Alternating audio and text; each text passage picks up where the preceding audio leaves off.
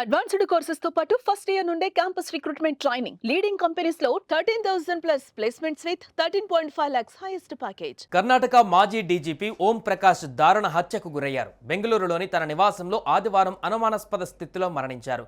ఆయన మృతదేహం రక్తపు మడుగులో కనిపించింది. దీంతో ఆయనను పదునైన ఆయుధంతో కడుపు, మెడ భాగాలలో పొడిచి హత్య చేసి ఉంటారని పోలీసులు అనుమానిస్తున్నారు.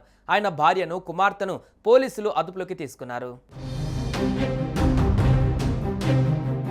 1981 బ్యాచ్ ఐపీఎస్ అధికారి అయిన ఓం ప్రకాష్ బీహార్లోని చంపారణ్కు చెందిన వ్యక్తి.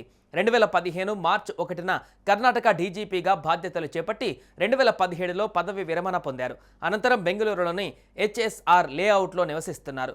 ఆదివారం మధ్యాహ్నం ఆయన భార్య పల్లవి ఇచ్చిన సమాచారంతో ఇంటికి వెళ్లిన పోలీసులు ఓం ప్రకాష్ రక్తపు మడుగులో పడి ఉండడాన్ని గుర్తించారు. చికిత్స నిమిత్తం సమీపంలోని ఆసుపత్రికి తరలించినా అప్పటికే మరణించినట్లుగా వైద్యులు ధృవీకరించారు. హత్యకు గురైంది కర్ణాటక మాజీ డీజీపీ కావడంతో పోలీసులు ఈ కేసును ప్రతిష్టాత్మకంగా తీసుకున్నారు. భార్యపై అనుమానం రావడంతో ఆమెను అదుపులోకి తీసుకున్నారు. అయితే కొద్ది రోజులుగా ఆస్తి వివాదాల కారణంగా భార్య పల్లవి ఇతర కుటుంబ సభ్యులతో ఓం ప్రకాష్ గొడవ పడుతున్నట్లుగా పోలీసుల దృష్టికి వచ్చింది. ఇటీవల ఆయన ఇంటి వద్ద భార్య ఆందోళనకు దిగిన వీడియో ఒకటి సోషల్ మీడియాలో వైరల్ అయ్యింది. ఐపీఎస్ ఫ్యామిలీ గ్రూప్లోనూ తన భర్త ప్రకాష్ కుటుంబ సభ్యులను తీవ్రంగా హింసిస్తున్నారని, ఇంట్లో తుపాకీతో తిరుగుతున్నారని పల్లవి మెసేజ్లు పోస్ట్ చేసినట్టుగా పోలీసులు వెల్లడించారు.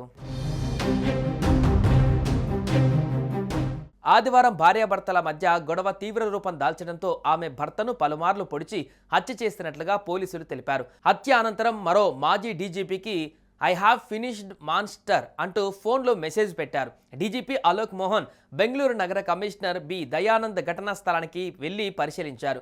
మృతుడి భార్య పల్లవి, కుమార్తె, కోడలను పోలీసులు అదుపులోకి తీసుకుని విచారిస్తున్నారు. మొత్తంగా ఆస్తి వివాదాలు, కుటుంబ తగాదాల నేపథ్యంలో భార్య హత్య చేసినట్లుగా పోలీసులు ప్రాథమిక అంచనాకు వచ్చారు.